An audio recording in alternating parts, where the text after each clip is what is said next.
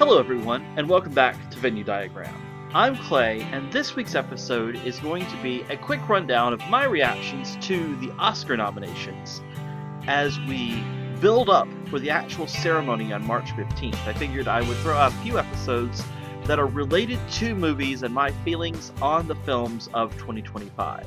There were quite a few films that I've really enjoyed, and I want to share my thoughts on those movies with you here, and also talk about how things stack up, because one of my big obsessions has always been watching all of the nominees for Best Picture, at least if possible, and trying to figure out my own predictions and ranking my predictions with my friends and all of that, which is also, I watch a whole bunch of other YouTube channels which do those things, and I find it really interesting.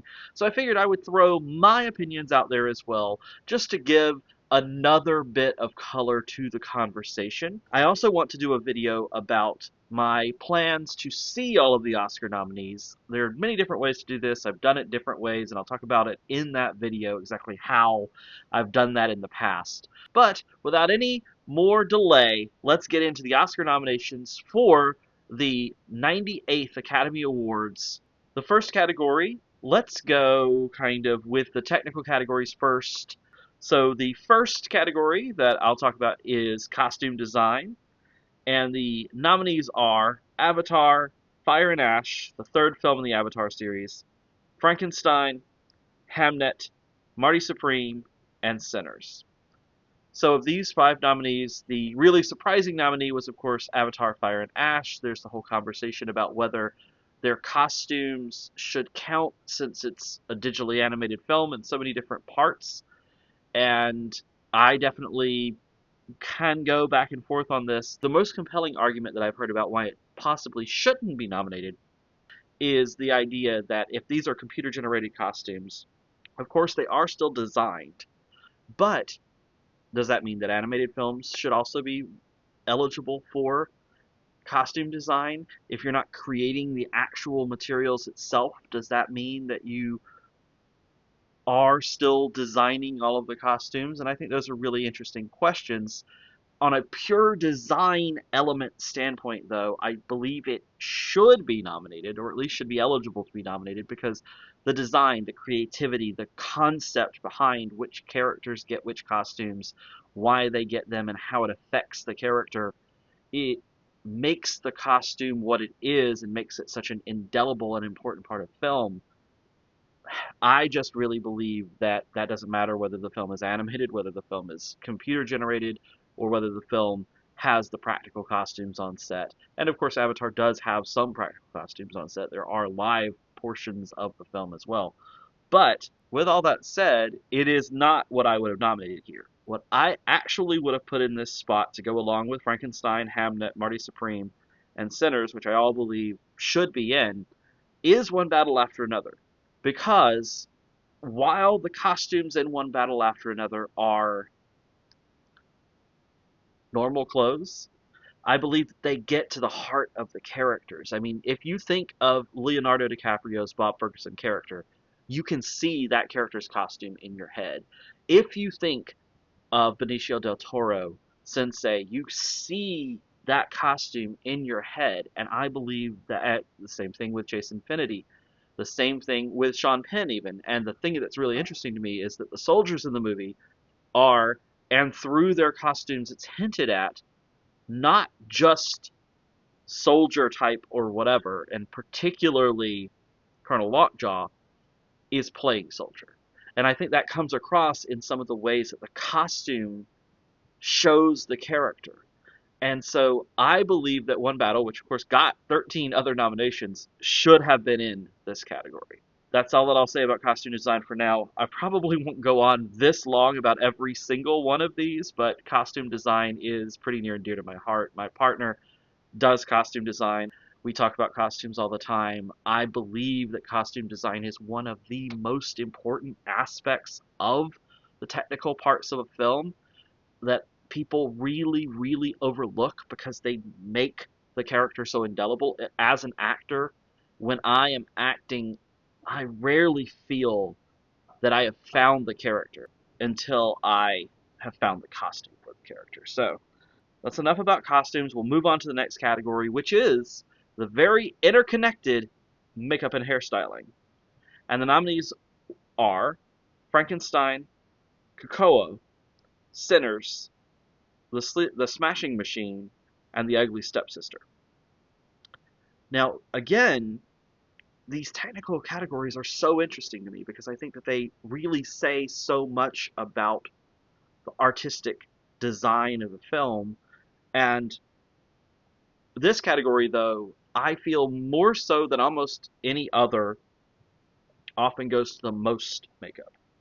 Think about The Substance from last year, or any number of things that have either been nominated or won in the category over the course of the years. And there are two films in here that have no other Oscar nominations, Cocoa and The Ugly Stepsister, and I haven't seen either of them, so I can't really speak to their prowess at this point. I'll try to see them before the actual ceremony, although the most unlikely films for me to see are Avatar, Fire and Ash, Cocoa, and The Ugly Stepsister, because I have to prioritize my time as far as putting this stuff together. But I will be trying to see as many of them as possible. In any case, I believe that pretty much Frankenstein probably has this one in the bag to win, and I think that would be a deserving win if it happens. There is great makeup work in that film. There's also a lot of really great makeup work on a slightly subtler, although it is still a vampire movie, in Sinners. And then the Smashing Machine has a lot of transformative makeup in it as well. So I think that there are a lot of possibilities for how you might get through this, but I do think Frankenstein is probably the big front runner in this category. Then we have film editing, which is such a key part of filmmaking. I mean, even just films like this, right, where you're just talking to the camera, if it's not edited well, it's a disaster. And this one may be a disaster. I'm not saying it's not. But in any case, a truly talented editor who can really put a film together and really make the story sing is such a important part of filmmaking.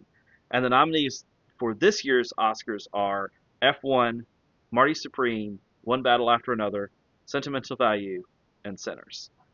And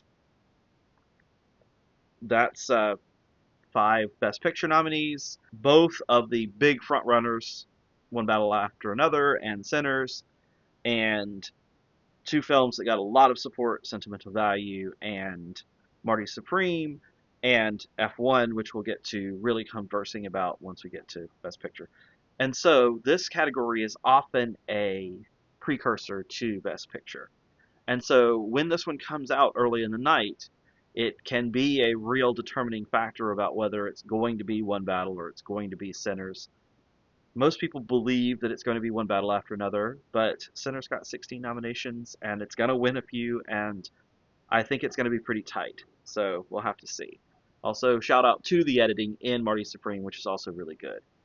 Nominees for production design, we have Frankenstein, Hamnet, Marty Supreme, One Battle After Another, and Sinners, which again is 5 of the Best Picture nominees, real front runners. A lot of interesting work in the production design in these, which again often goes to historical movies, often goes to the most production design in many ways, but I love production design too because I believe it's such an important part of filmmaking is creating the world, making it immersive. And again, even in a modern film set in the regular real world, production design plays a key part in it. It is nice to see One Battle After Another in the category. I don't think it's going to win, but it is nice to see it in the category because again, I think that that type of film and the production design art that goes into the choices that are delivered there is so key, perhaps even more so in a movie that is set in a modern time, possibly alternative universe, but really just as bad as the one we're living in, like One Battle After Another. Visual effects, the nominees are Avatar, Fire and Ash, F1, Jurassic World Rebirth, which I almost certainly won't be watching, The Lost Bus, and Sinners. So this one is usually the place to put in the movies that have the most effects and the most like work put into them, and I think that's where we get Jurassic World here. I want to stump for the visual effects in Sinners because I think the work they did in that film in so many places is so spectacular because it's so seamless. And the visual effects, the way they did them, the way that the vampire's eyes glow, the way that they fly, the way that just the way the effects are done, I think are such an essential part in that movie working as well as it does. So visual effects, a category that is usually kind of off the beaten path, has the one great film in it. I don't know that it will win, but I love that it's there. Next, we have the two screenplay categories, adapted screenplay and original screenplay. In adapted screenplay, we have Begonia by Will Tracy, Frankenstein by Guillermo del Toro, Hamnet by Chloe Zhao and Maggie O'Farrell, One Battle After Another by Paul Thomas Anderson, and Train Dreams by Clint Bailey and Greg Quedar. And in original screenplay, there's Blue Moon, which was the big shocker. It's great that it's in there. I love the script of that film by Robert Kaplow. It Was Just an Accident by Jafar Panahi with script collaborators Nader Saviar, Shadmir Rastin, and Mehdi Mahmoudyan. I am sure I butchered all of that. Marty Supreme by Ronald Bronstein and Josh Safdie. Sentimental Value by Eskin Vogt and Joaquin Trier. And Sinners by Ryan Coogler. All of these films have really interesting scripts that I've seen. The ones that I haven't seen yet, I've heard have really great scripts. So I feel like both of these categories are really amazing. There are clear frontrunners in the two Best Picture frontrunners in one in each category.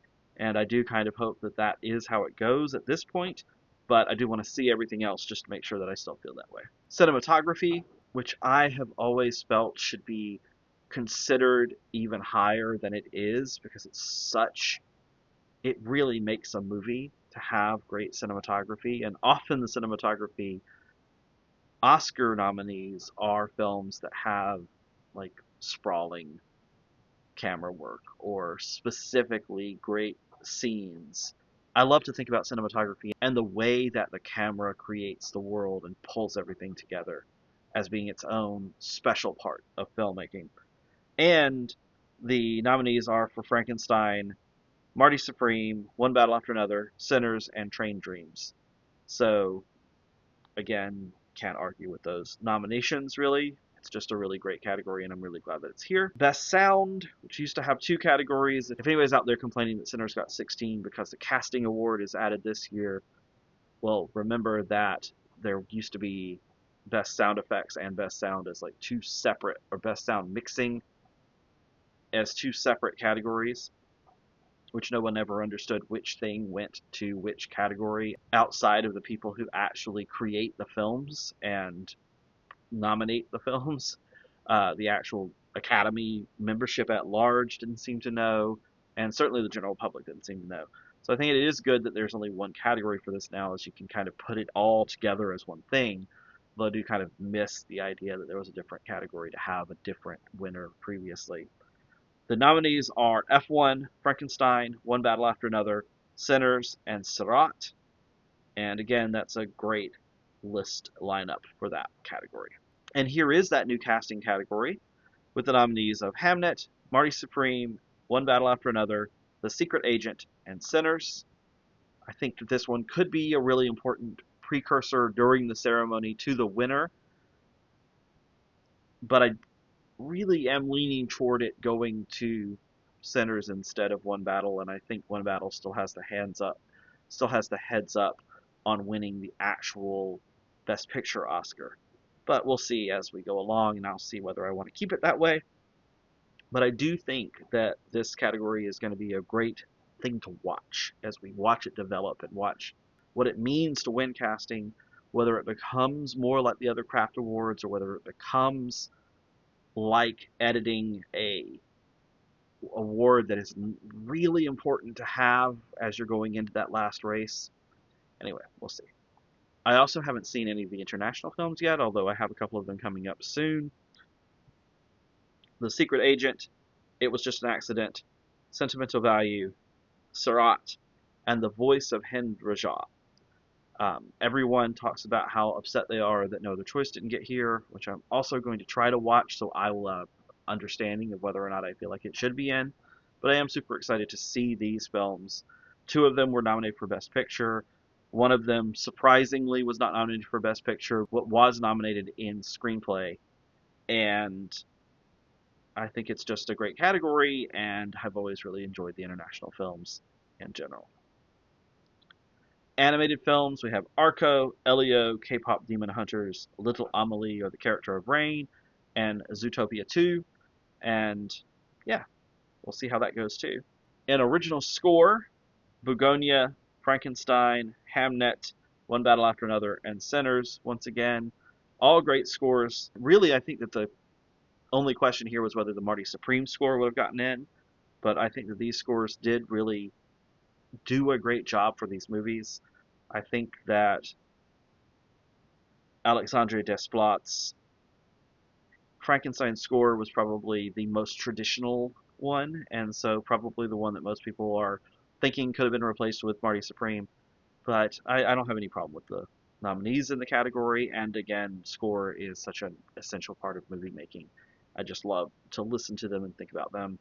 And they're also really great for like creativity and for just having on in the background as you're doing things. Original song, we have Golden from K-pop Demon Hunters, Train Dreams from Train Dreams, Dear Me from Diane Warren Relentless.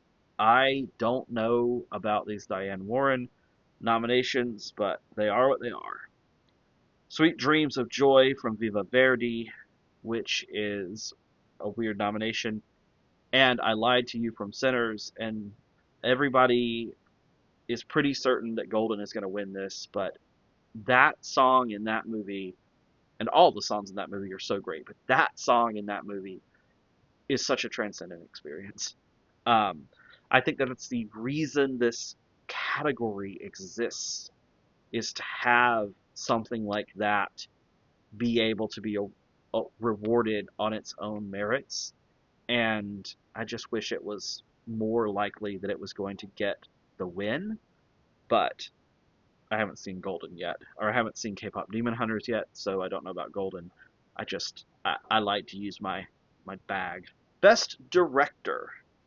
We have Paul Thomas Anderson for One Battle After Another, Ryan Coogler for Sinners, Chloe Zhao for Hamnet, Josh Safdie for Marty Supreme, and Joachim Trier for Sentimental Value. And with all the losses over all the years for PTA, everybody believes this is his time. I have a soft spot for Coogler, but I also love One Battle After Another, so it's tough. And I don't think this category is necessarily split, but I do think it's going to be close between the two of them in basically everything. But I do think that because he's been doing it for so long and gotten so many nominations without a win, it is probably PTA. For Best Supporting Actor, the nominees are Jacob Elordi for Frankenstein, Sean Penn for One Battle After Another, Benicio del Toro for One Battle After Another, Stellan Skarsgård for Sentimental Value, and Delroy Lindo for Sinners. Of course, on nominations morning, everyone was so excited with Delroy getting this nomination, and I am too. And I kind of hope that that excitement carries Delroy all the way to the ceremony. I don't think it's going to happen, but I want it to happen really badly. Even though I love Stellan Skarsgård, Andor is one of my favorite TV shows. He is amazing in everything that he is in, and it would be a great career capper for him as well. I also think that both Sean Penn and Benicio del Toro in One Battle are amazing, and I wouldn't be upset if Benicio won in particular. But to me, it's between Delroy and Stellan, and I'll be happy for either of them if they win. But my heart is with Delroy. Best Supporting Actress is where we had a little bit of surprise with Elle Fanning picking up a nomination for Sentimental Value, along with Inga Ivsdottir Lilias for Sentimental Value, Amy Madigan for Weapons, Wunmi Masaku for Sinners, and Teyana Taylor for One Battle After Another. Like Best Supporting Actor, this one is kind of all over the place with what people think will win. I think that Wunmi and Teyana Taylor for One Battle After Another. This one, like with Best Supporting Actor, is kind of all over the place as far as what people think will win.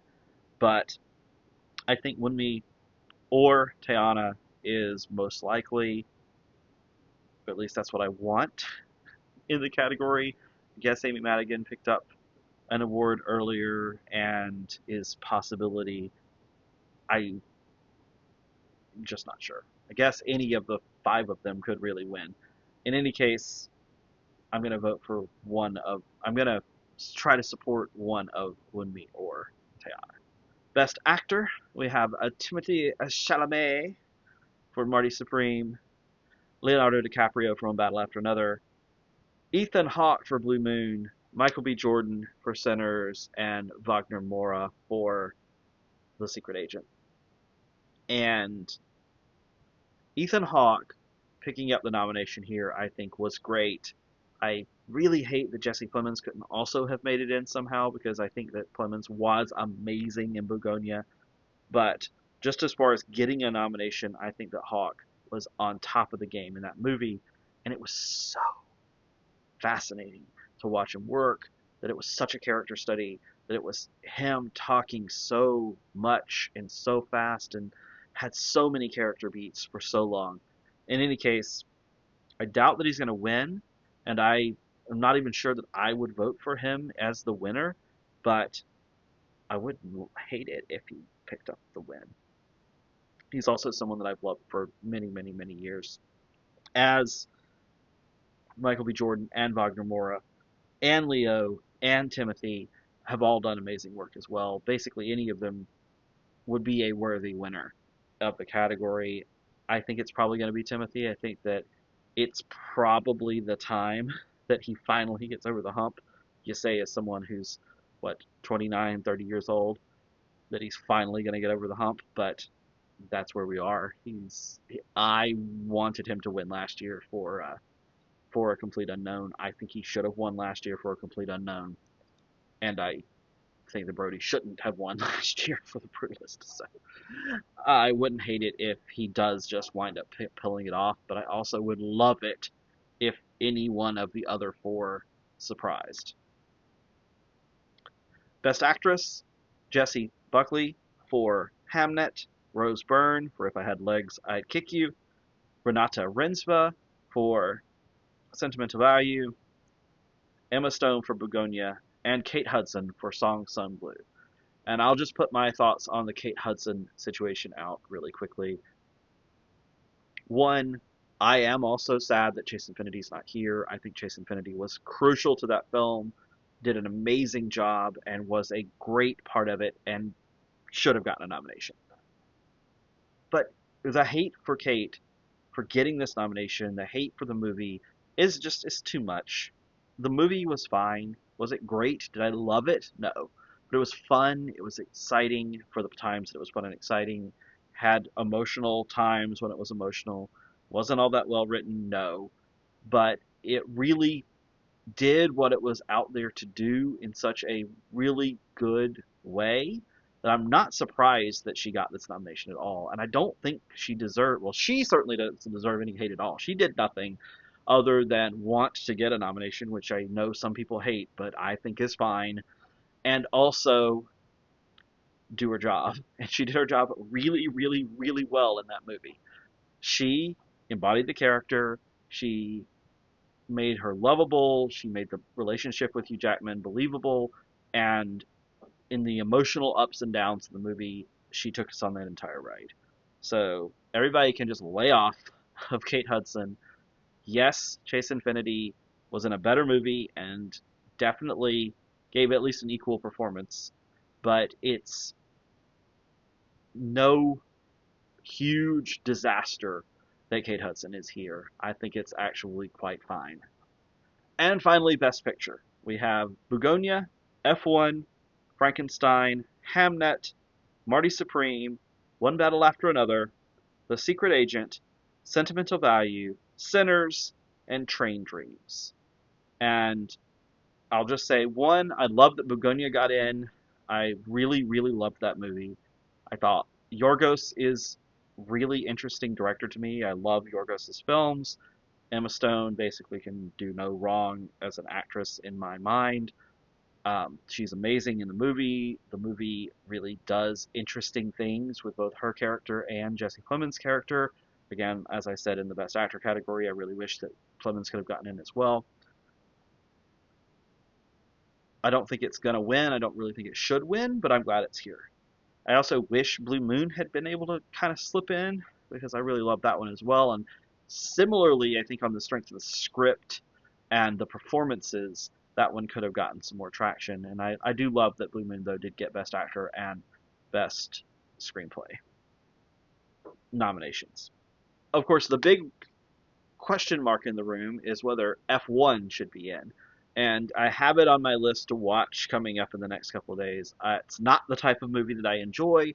It's not a movie I would have watched ever at all if it hadn't been nominated for Best Picture at the Oscars, because if it had just wound up in sound or whatever, I would have not bothered with it. But I'm interested in seeing how it goes and trying to figure out what made it the choice for this probable 10th spot that it's in here. And most people say that it's probably because the Oscars wanted to have another blockbuster in the list, maybe have another big star hopefully show up because Brad Pitt is producer and star of the movie, and I guess that's fine. There's definitely 3 or 4 or 5 other movies that I would have put in that I've seen that I know I would have put in that almost certainly will still beat this one out, but in any case, it is what it is. So those are my thoughts on the Oscar nominations, and it's a little bit all over the place, but hopefully we'll put a few more of these videos up. When I am voting on the Actor Awards, I will put up my Actor Awards voting video, show you what the SAG process looks like. And I will put up my process of seeing the rest of these films video and talk about kind of that experience and how it relates to Venn diagram in particular, because those overlapping aspects of what you go to a place to see a film and what type of room you're trying to have and what type of experience you're trying to create for everyone is such an interesting thing to me in that video. And I'll also do a predictions video, which all of you here should hold me to once we get a little closer to the ceremony. I'll put up my predictions video and have you be able to tell me how wrong I am. And when it happens, I'll be even wronger. So, thank you everyone for indulging me in this little trip through the Oscar nominations. I hope that you enjoyed it, and if you did, like, subscribe, share the video. If you didn't, comment down below what you would have done instead as far as these nominations. And until next time, this has been Clay Dockery for Venn Diagram. Have a nice life out there.